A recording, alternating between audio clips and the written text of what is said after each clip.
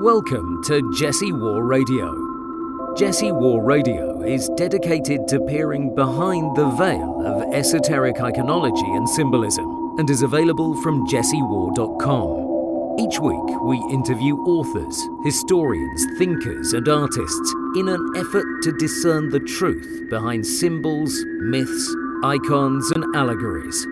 New episodes are posted every Friday. Members of Jesse War Radio gain access to the second hour of every show. Find out more about becoming a supporting member of Jesse War Radio by clicking on the subscribe link in the top navigation menu at jessewar.com. Thank you for tuning in. Patrice Chaplin is an internationally renowned playwright and author who has published more than 27 books, plays, and short stories. Her most notable works include Albany Park, Siesta, which was made into a film starring Jodi and Isabella Rossellini, Into the Darkness Laughing, Hidden Star, Night Fishing, and Death Trap. As a Bohemian in Paris during the 1950s and 60s, she spent time with Jean-Paul Sartre and Simone de Beauvoir. Married to Charlie Chaplin's son Michael and living and working in Hollywood, she was friends with everyone from Lauren Bacall and Miles Davis to Salvador Dali and Jean Cocteau, who gave her a starring role in one of his films. Today, Chaplin finds herself thrown deep into the Grail culture and at the heart of a raging new controversy about the reality of the Rennes-le-Château mystery. During hour one of our interview with Patrice Chaplin, we discuss life and death of Modigliani and his quote, "Death makes the market." We discuss Patrice Chaplin's background, her meeting with Jean-Paul Sartre and Jean Genet, and Salvador Dali, Michael Chaplin, her ex-husband, Jean Cocteau, as well as her book Siesta, from which a movie starring Jodi was made, secret societies in Girona, the validity of keeping secrets, initiation of famous people into occult orders, and Nexus Rurik. Hi, Patrice Chaplin. Thanks very much for coming on today to Jesse War Radio. How are you doing today? Hi, Jesse. I'm great. I'm looking forward to this. It's a subject I always want to talk about. That's great. I understand that you've just re-released your first book. Is that correct? No, it's not my first book. It's like my 29th book, actually. Oh, really? It's, yes. I've been writing since the early 70s, 1969. And I've been writing non-stop books, plays, some journalism, some bit of film, radio, non-stop, really. And some around in the late 1970s, no, excuse me, in the 1980s, I came upon material about the painter Modigliani and his life in Paris. And it was a surprise. It was completely a new direction for me, but I was totally fascinated by it, and so I was kind of electrified by it and thought I really should go into this and just follow it and see if it's an article or just see what it was. Could be something for the radio, I didn't know.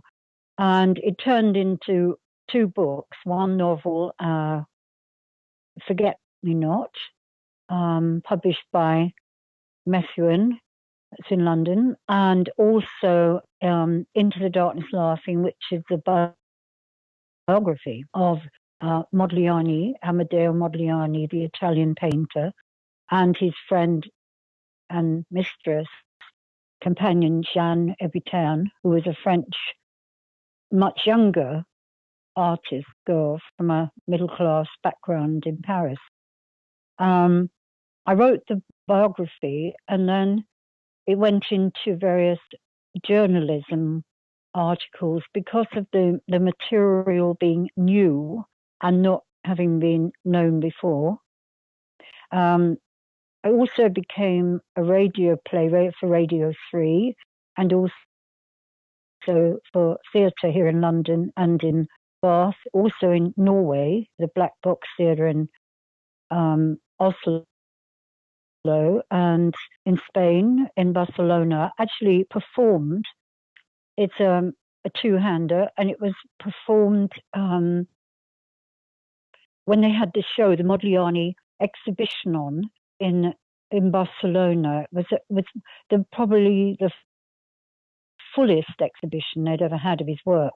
Oh, really? And that was it. Was in 2004, and it was amazing because the actors performed amongst all the paintings. So I just mentioned that because it was incredible. Oh, wow, yeah. And then it went to Paris and France, and then it trailed off. It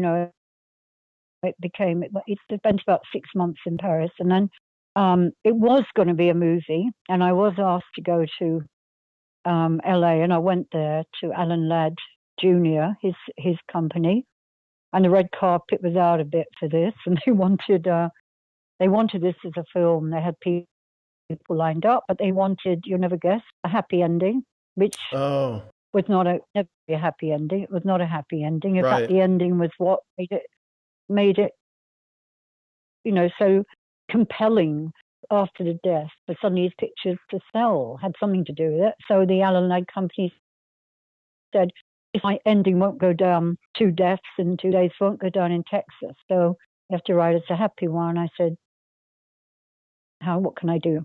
There is none.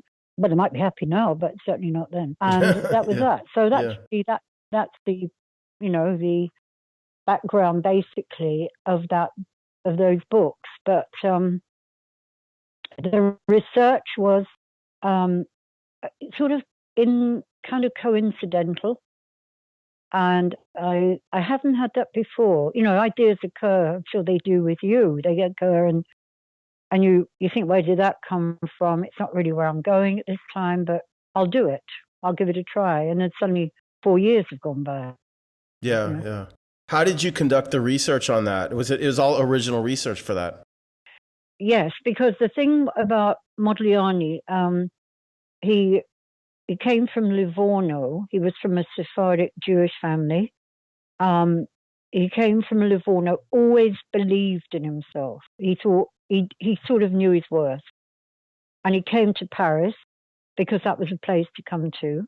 And he came to Paris in, I think it was 1910, 1911.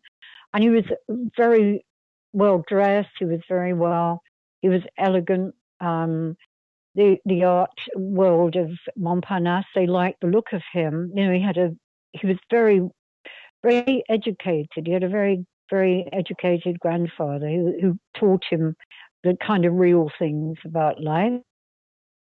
And he lived in Montparnasse, and many people, both men and women, were attracted to him.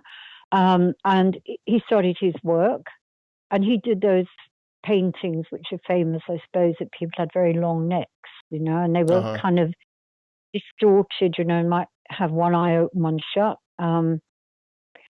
Nobody in Paris understood that. They liked Picasso. They liked a more fullness of form, or cubist, or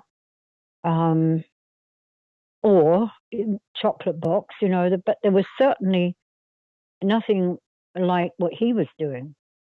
And it seemed to be the story then of the rest of his life until he died in 1920, that the years were spent with very few people actually seeing his work and saying, this is marvelous, this enhances my life, this I want. There was nothing doing for him. It was like he had exhibition at the Bertha Wheel Gallery, and the police closed it on the first day because there was the nude had pubic hair. Oh, really? So, what year would that have been? That was in I think it was 1916. Right. Okay. And you're talking about it says female nude iris tree. I'm looking at a picture of it, I think. Oh, are you? Okay. I think so, yeah. Oh, right. Yeah. Okay. I don't know what it was. It was in the advert I haven't got it in front of me, but it is the nude where it's in the Bertha Will Gallery advertisement, and you just see that she's just a languid girl there. Yeah. And shut down that show. I think the thing was that he had Cheron, that's Cheron. Cheron was the best sort of dealer in Paris at that time, and he took him on for a very short while. But short was the word there, not long. He then dropped him. He didn't sell anything. The only picture he sold, he sold 2 pictures in his life. One was to Francis Cocteau, who was a journalist and writer and a friend of his, an admirer. He liked him a lot, and he bought a picture. And then in London, at the end of Modigliani's life, there was a show with the Sitwell brothers. They did an exhibition, and they sold one of his model Lunia Tchaikovsky, and they paid good money for that. But then it all died out again. Did people accuse him of having a naive style? Is that why he wasn't popular, or do you just think he just wasn't his time to be popular yet? It wasn't his time to be popular because what he couldn't sell.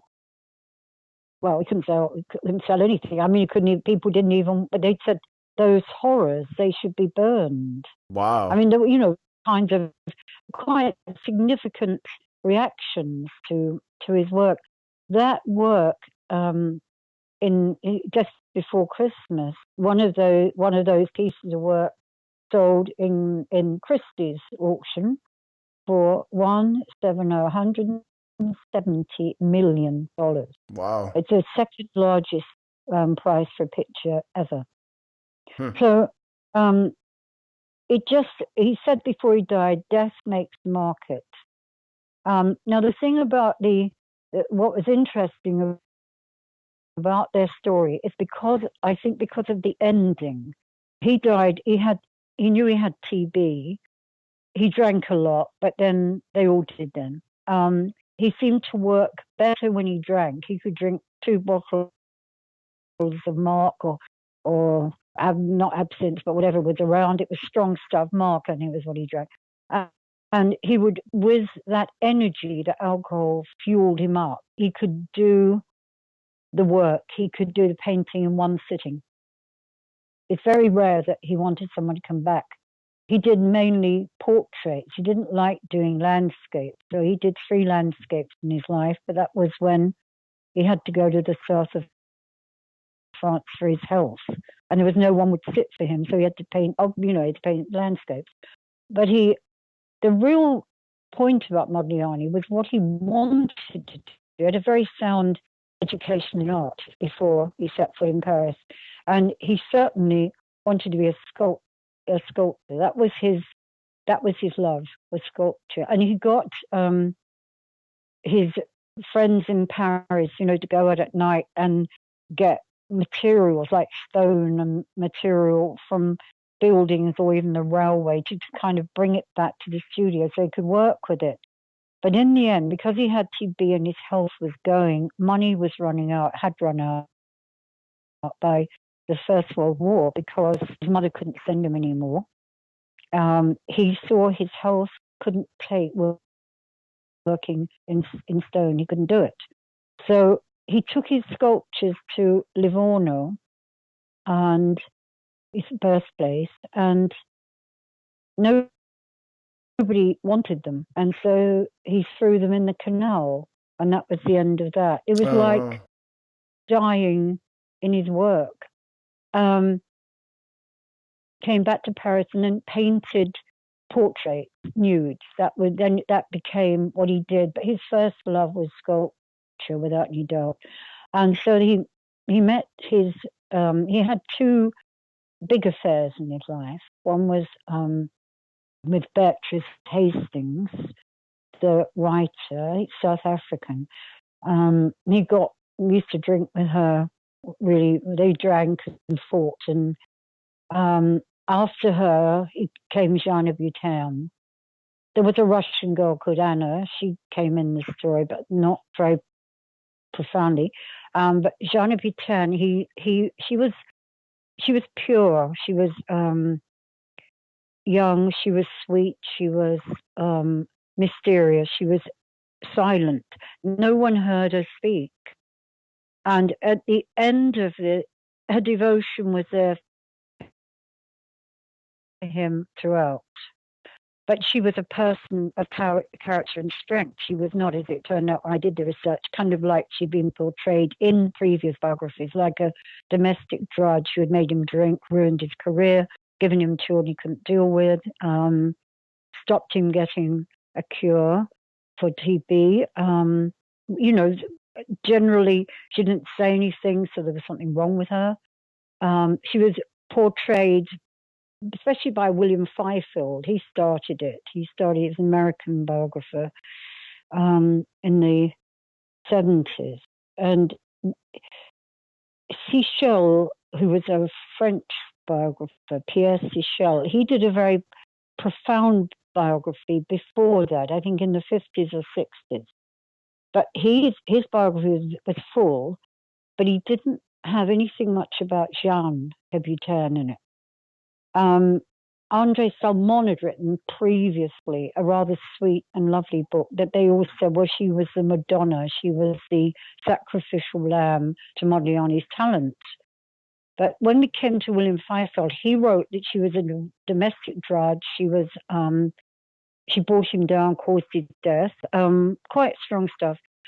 And when I read that, I realized that people could say what they wanted because no one was going to disapprove. So then the next book came out, and Jeanne in there was even worse. Modigliani was a kind of perpetrator virtually. I mean, it became, it just went off on a something which wasn't right at all. It didn't feel right. It didn't seem at all correct. It was just a chance swipe at the past, and other people picked it up. That, I think, was when I read about his dying. They'd been in the studio alone for a week, or at least a week. No one came near them. It was January, freezing cold. There was no food. They had sardines to eat, that was all. Nothing, maybe alcohol. He had got a terrible flu, which went to meningitis, was lying dying. She was pregnant, about to give birth, 9 months. In the end, she got help, and he was taken to the hospital where he died the following 2 days later. And she then went to the hospital to see if she could be there to have her baby, and they said, "You're not ready yet." She went back to her parents in a kind of completely numb and terrible state, and then took her life by falling from the window with a baby inside her. And it was such a terrible death. The parents couldn't take the body in, and a man with a handcart took this tragic, two bodies, right, back to the studio, and she was laid there. And Marie Wasseleff, who ran a canteen for the artists, came round and sat with her to keep away the rats, you see. And then people began to know what had happened, and they gave a very big, splendid funeral for Modigliani, and he was buried in Père-Lachaise, and she was just taken away silently with 5 people present to be buried in the suburbs. And the story was incredibly harrowing, and there was a great deal of hope in their lives and love. There was a great deal of good things there, which were rejected, which came to nothing. Things were constantly, it's going to be better now. A new dealer is here. There was he was a good dealer, came out into their lives, a Polish dealer, but he was a gambler, a poker player. And there was Lunia Tchaikovsky, who was married to a baron, but she was in love with Modigliani, and she wanted to take him away and save him. And people said, well, when Lunia was with him, he never drank, which I think, if you're an alcoholic, I don't know that there's anyone that's going to stop you drinking, not a human being, I wouldn't have thought. But, if it was the case, I wasn't there, so I don't know. But Jeanne was sort of left in the south of France. They'd gone to the south because Zabrowski, the Polish agent, the one who was handing his work, said, "We go down there and we'll get all the." In 1917, that was it. We get all the ones who are on the run from the war, who've got money and they're down in the hotels in Nice and so on. The Côte d'Azur. We'll sell pictures to them. We get, we make some money. We live. Well, it didn't work out like that. And Jeanne was pregnant with her first child, and her mother had to come too. And there was no money. And Modigliani didn't sell anything, and he got ill, and they stayed. But some of the time when they got the mother to go back to Paris and they were alone, they had an amazing life together. And then he left for Paris because of the exhibition that was going to be held in London and with the Sitwell brothers, and he wanted to get it together, but Lunia was waiting there. And Jeanne had to stay in the south of France with a baby. And then she decided to come back to Paris because she realized she was pregnant with another one, a second baby. That was the one that later died with her. But the thing was, it wasn't, they weren't unhappy people, depressed and going towards an inevitable end. They were people who had a lot of hope and talent. But that makes it even more tragic. Yes, it does. And now, what I did, you see, what happened was I read about the death and how a picture had just been sold for a large amount of money. And this was in the 1980s. I was in a hospital waiting room because one of my children were ill, and I read this, a short piece just saying, about their terrible life and this huge sum of money which had gone for a picture of Jeanne Hébuterne. And I was kind of like frozen, electrocuted by it. I don't know, it was a weird feeling. And I went straight on the phone to my publisher at Heinemann, and they said, do it, just write it. Do it like that. Wasn't not even show us a sample of what you're going to do or a book breakdown. I was in the middle of another book at that time, but I said, well, look, I'll do this now. Won't take long. I'll do something, and I could write something for newspapers. I thought I could handle it. I thought it could be quick. Well, yeah. And then the more I read all the biographies, I thought they're not right. So by chance, this man I'd been working with on a film, he was a film designer, and he came around and he said, did you want to know anything about Modigliani's French friend, Jeanne? I said, yeah, of course, yes, if there's something. He said, well, I know the granddaughter, the grandson, who is in Paris, and the mother who knew, the daughter of the mother who knew Jeanne Hébuterne and Modigliani, the daughter, has just opened a casket of letters and photographs. I've heard this from the grandson. And would you like to see them? Because they're all about Jeanne Hébuterne. So I said, yes, let's go and get a plane then. This is before Eurostar. So I got on a plane, went straight there, went to the house in the suburbs. And she was the daughter of Jeanne Hébuterne best friend called Bibi Rouge. She was also an artist, and she and Jeanne Hébuterne used to go to the École d'Art Décorative, and there was another school as well. They went and they drew. They had a creative life and also a kind of artistic life, sitting on the terraces of the Dome or the Roton cafes, and that would be before the First World War. So we're talking about 1912, 1913, and then into the beginning of the war. They still went. All the artists went to the cafes because it's the only place they could keep warm.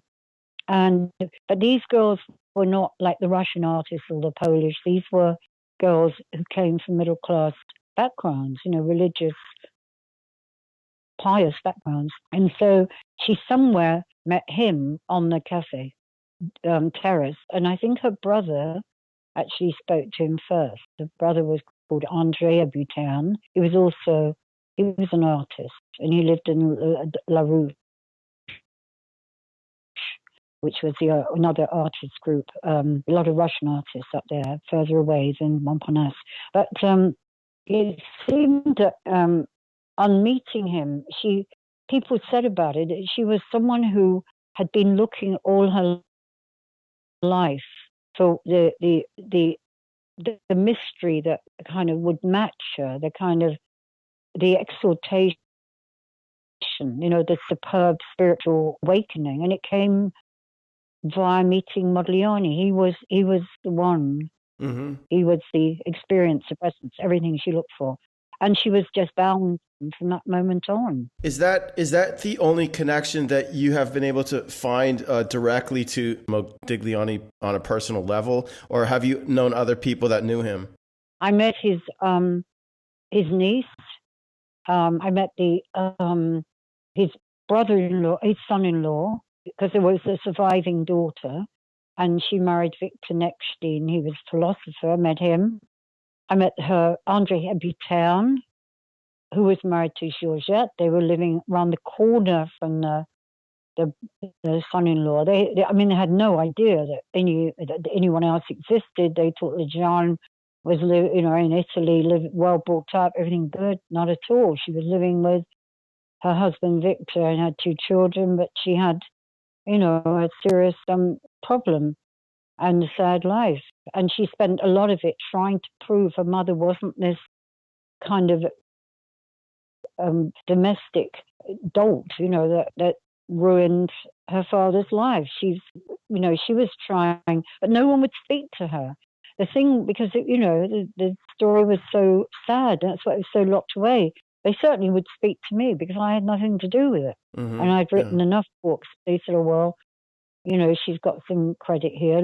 We'll trust her." So therefore, I got to hear from one of the models who was still around. That was in the south of France, in Ile-de-Cagne, where he'd lived there for a while. Especially a brothel owner in Nice, where he'd also stayed when he had the flu. Several of his artist friends, their descendants. Another lady who was apparently had a child by him. All of his. It's strange because all of his relationships with women, all the women ended up bad. They ended up in bad ways, in bad deaths. But do you think that might have had something to do with him? Was he a bad influence in certain ways or no? No, I wouldn't have thought so. I know. I think possibly, having known him, he was such a charismatic and spiritual, in some ways pure being, that nobody else quite matched up to it. And I think life became rather dreary and sad. I think they went into sort of bereavement. There's 4 of them I know of. There's 4. There was one in the south of France. She was the last one. There was Lunia Tchaikovsky. There was an heiress called Simone, who just let herself die in the street after he died to join him. Another one, Beatrice Hastings, had a bad ending, and so did Jeanne. None of them. It's just a point, that they seem to pay high for having known that kind of exaltation, I guess. And one of them said, well, to be with him for a week was enough, was worth it, even though nothing else was the same again. So it's a non-Bacall here, really, aren't we? Could you give us a background on yourself? From what I've read, you yourself have led quite a glamorous life, and you've done some rather amazing things. So can you tell us about yourself, and then also just we could get into more connections to. I could run it. Yeah, so, I did have a sense when I was I mean, I think I was born an old soul. The first conscious memory or consciousness moment I had was when I suddenly saw the sky, blue sky, whipping wind, and a sycamore tree line full of sheep. It was during the Second World War, and I remember sort of looking down and seeing this little these little hands in a big pram with the kind of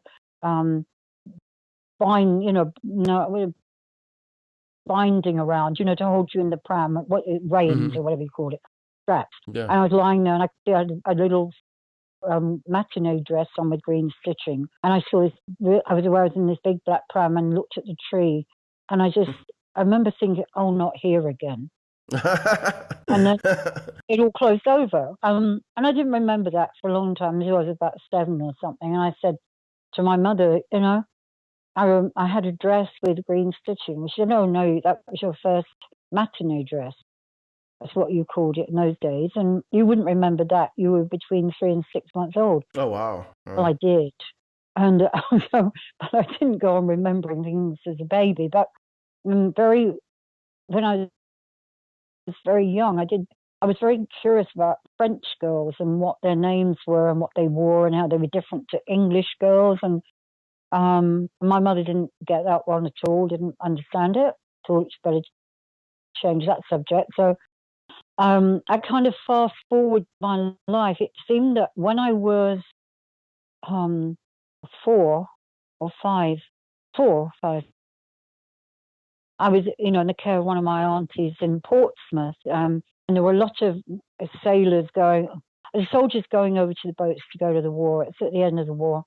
And I was on the beach. I went to the beach, and I joined the mudlarks. They were kids who danced in the mud, and the soldiers threw coins and chocolate bars to us. Really?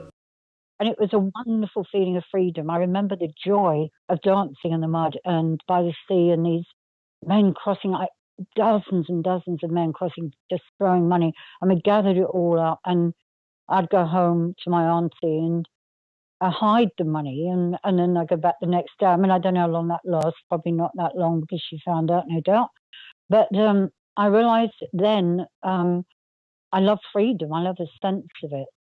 And I went off and hitchhiked when I was 15. I was gone with my friend Beryl, and we went down through France.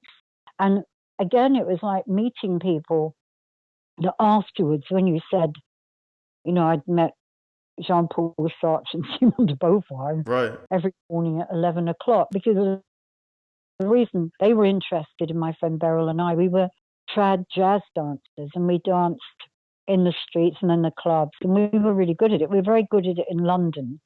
We used to escape from our homes and go and dance in the jazz clubs. And we, Beryl was really very good. She was fabulous. I was whatever I was, but I was doing okay, I guess, and loved it.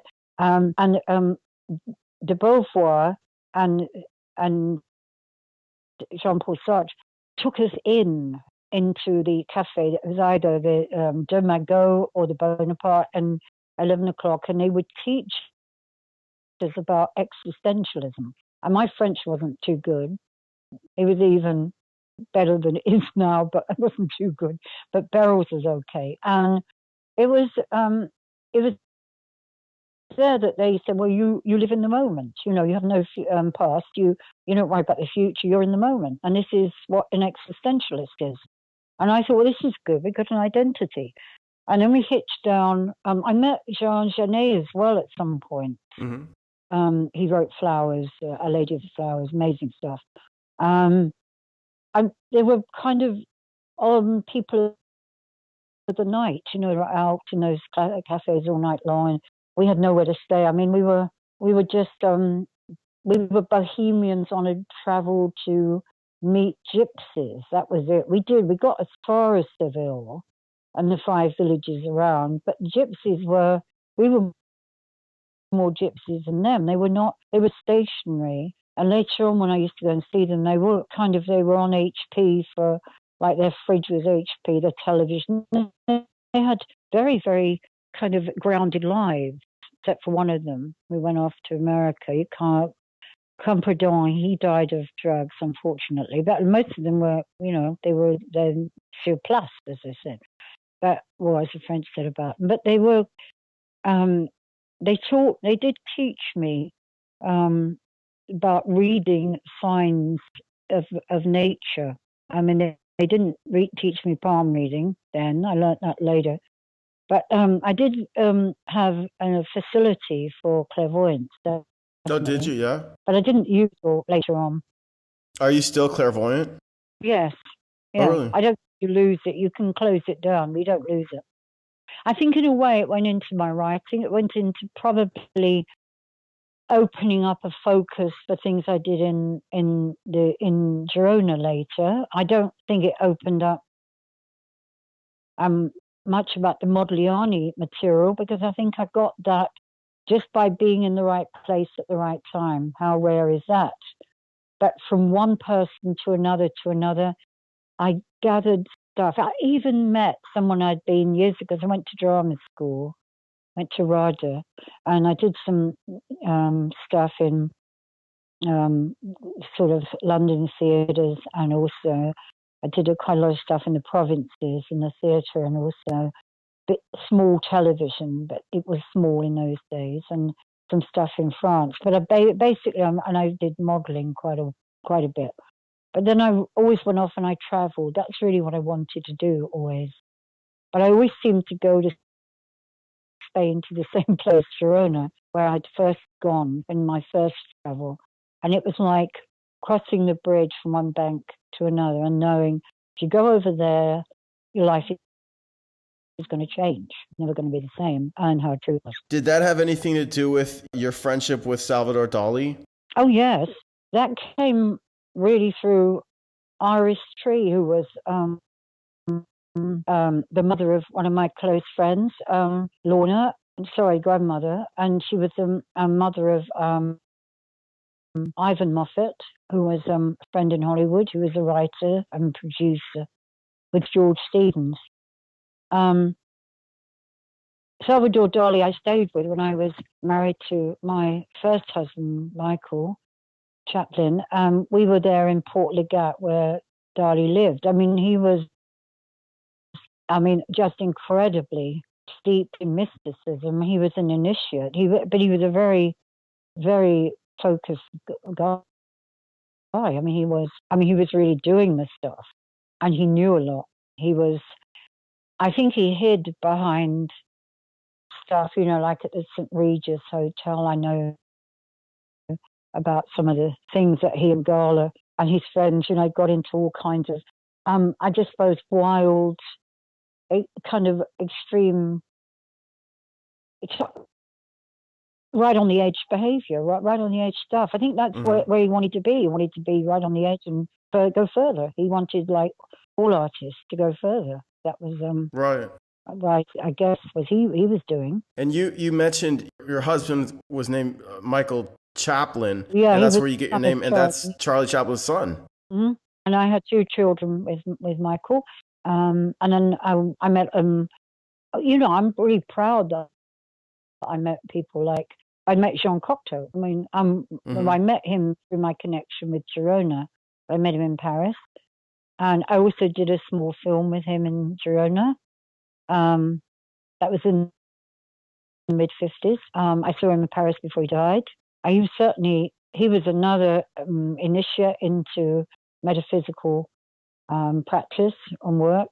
He did some very profound stuff, definitely. I also met Miles Davis because he did the music for a film of one of my books, Siesta. And that was a really good moment. And Lauren Bacall, she took one of my books for a film. And I just think of the people that I was lucky to meet and know, like Shelley Winters and people like that, before that era ended, because you couldn't find them now. They're gone. Yeah.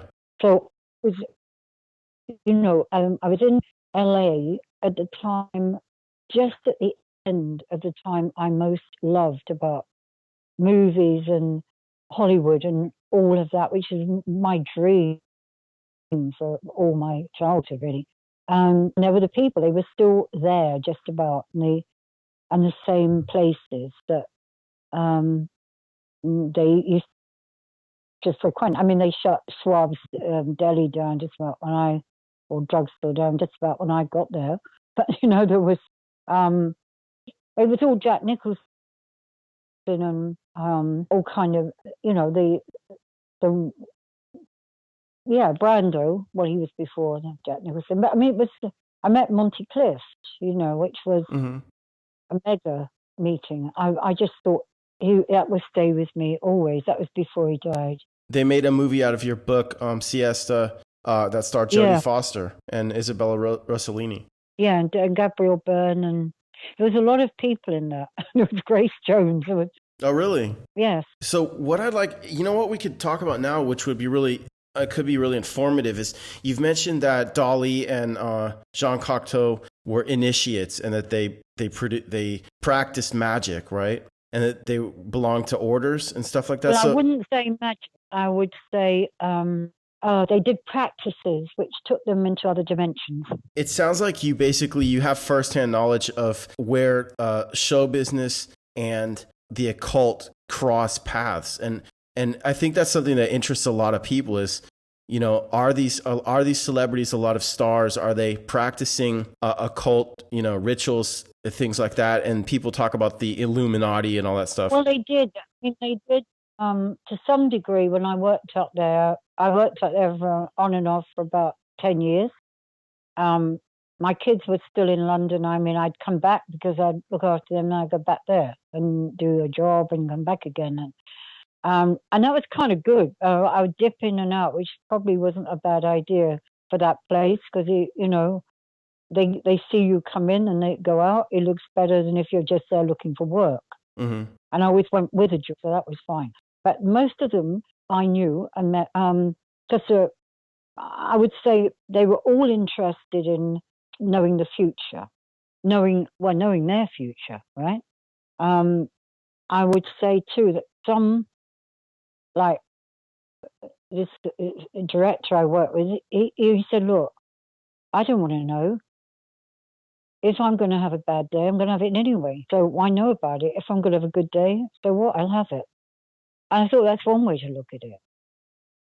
But I think that in some other way, clairvoyance does steer you into perhaps a better, more subtle direction where you can perhaps avoid the full kind of blast of karmic kind of payoff, which is a bit further down the line.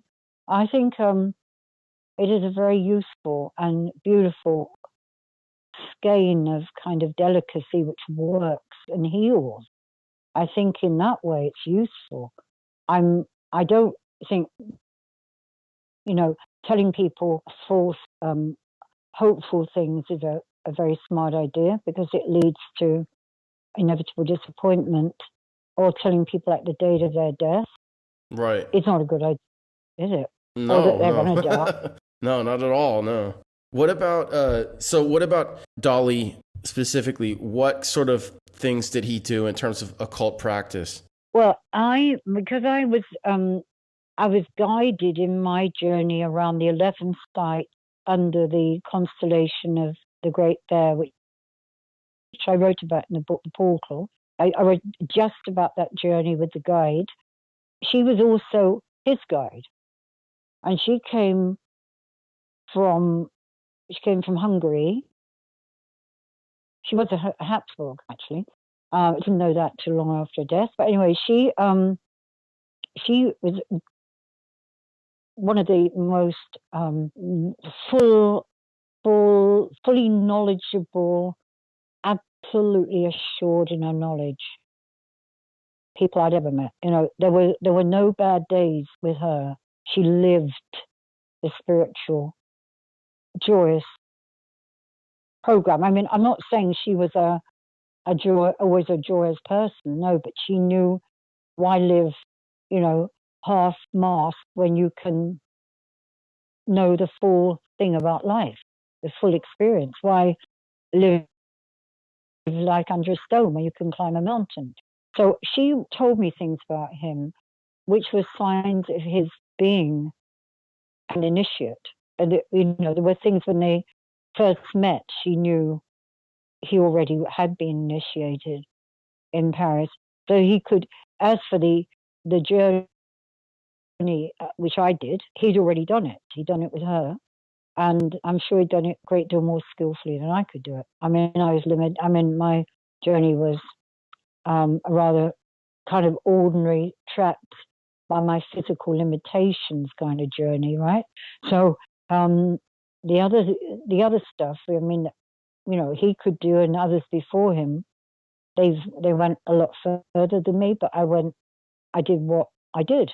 That was my role. Yeah. Maybe I'd do it again with somebody else, but I thought I completed something with that woman, that guide. And I'm very grateful to her. Did this involve us joining some sort of society of people? Yes, yes, exactly. They're like the Freemasons. It's a very old society. It protects, I would just say, secrets, hidden knowledge, which there is always a custodian, or more than one custodial role actually in that society.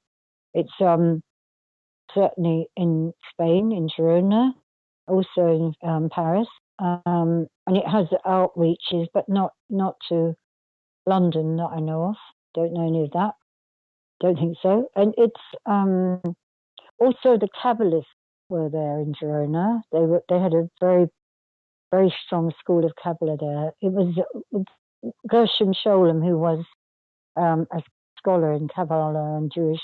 He was a rabbinic scholar. I mean, he said it was the center of Kabbalah in the world, Girona, in the 13th century on until the expulsion in 1492. No, actually 12th century on till 1492 when the Jews were expelled from Spain.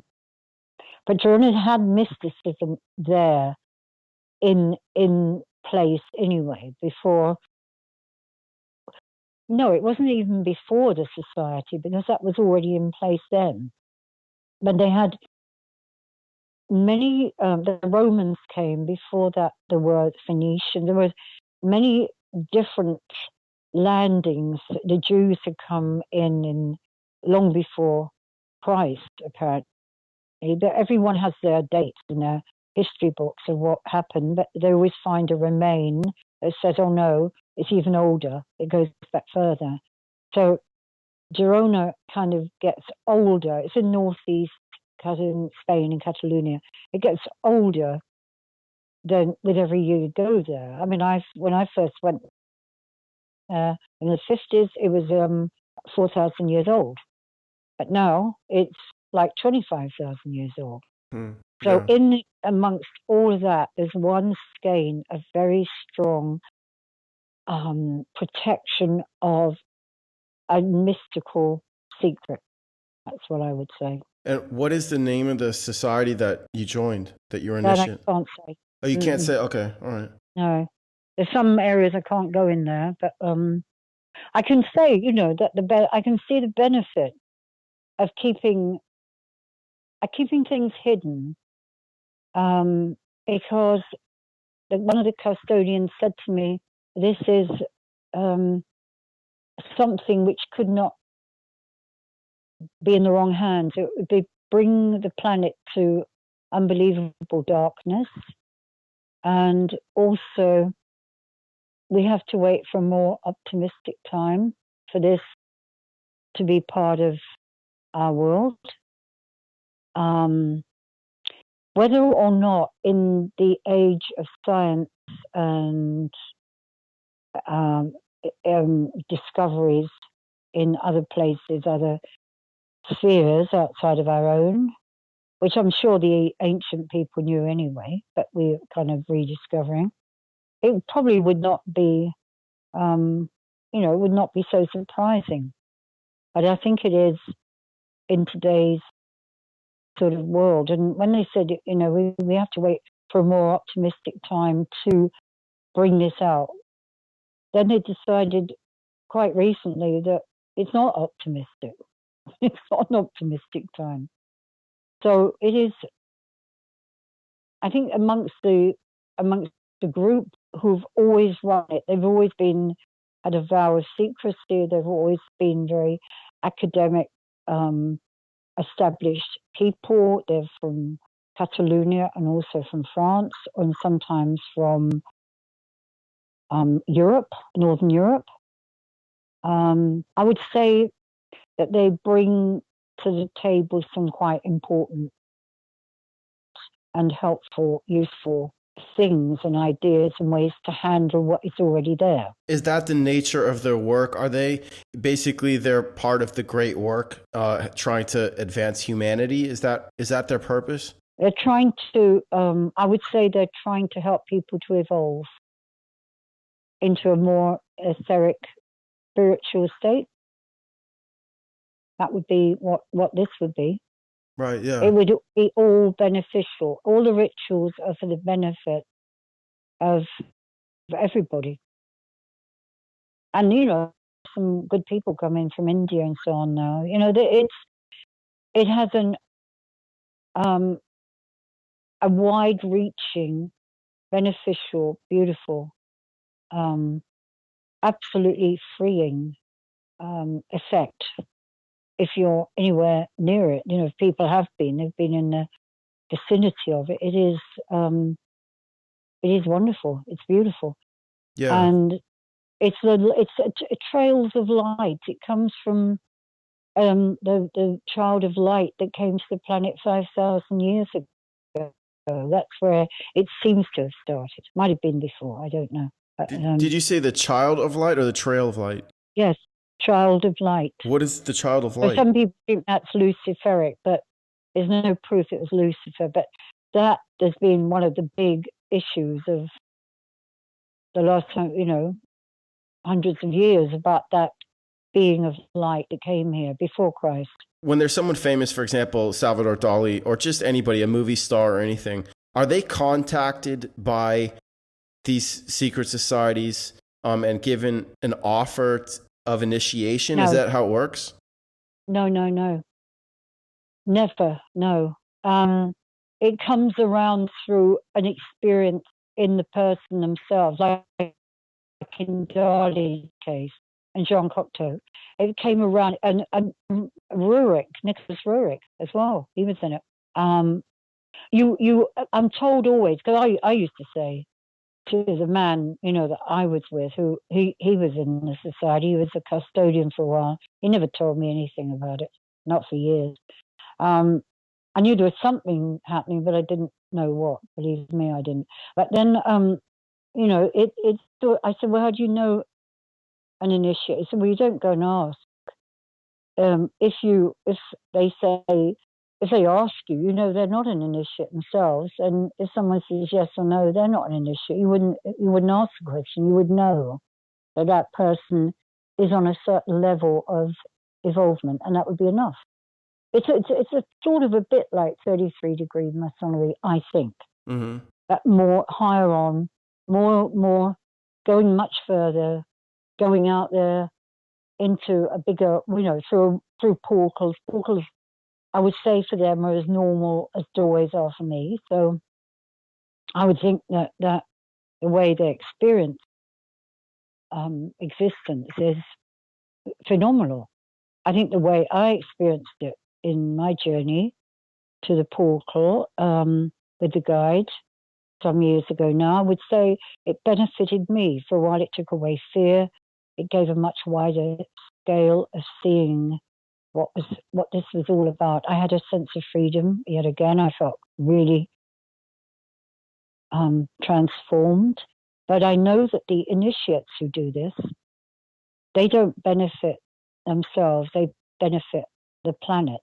Right, yeah. They do good, amazing work. I think that could be a good segue into going to the next hour. So we'll take a break. And then after that, we can discuss your book, The Portal, an Initiate's Journey into the Secrets of Rennes-le-Château.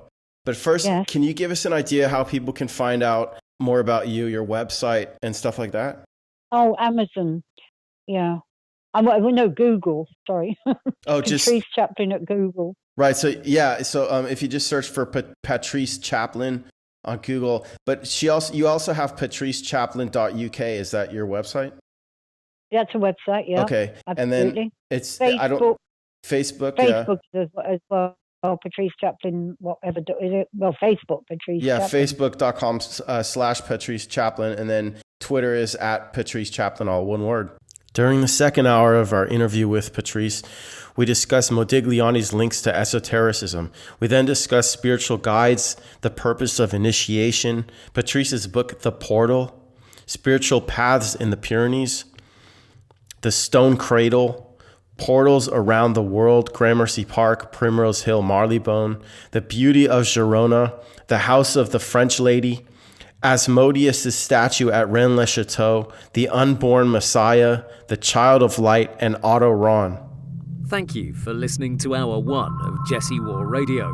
We hope that you have enjoyed this program and found it informative. Stay tuned and check back each Friday for a new episode. Please like us on Facebook at facebook.com/Jesse War and follow us on Twitter at Jesse War, all one word. Members can access Hour 2 of all shows in the Members Archive at jessewar.com.